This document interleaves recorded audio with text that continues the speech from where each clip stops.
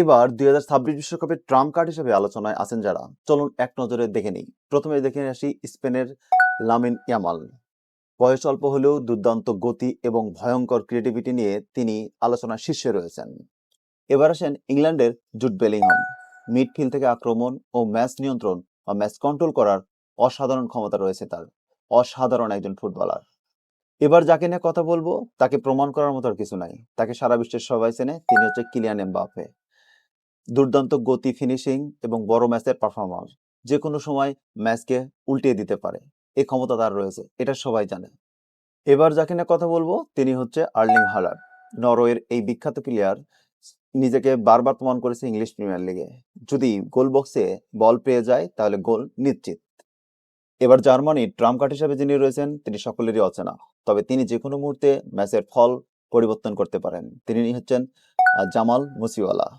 তিনি হচ্ছে এবার জার্মানির ট্রাম্প কার্ড। তবে হ্যাঁ দর্শক, আপনার কাছে ব্রাজিল, আর্জেন্টিনা ও পর্তুগালের ট্রাম্প কার্ড হিসেবে কাকে দেখতেছেন অবশ্যই কমেন্ট করবেন এবং ভিডিওটা ভালো লাগলে অবশ্যই শেয়ার করবেন।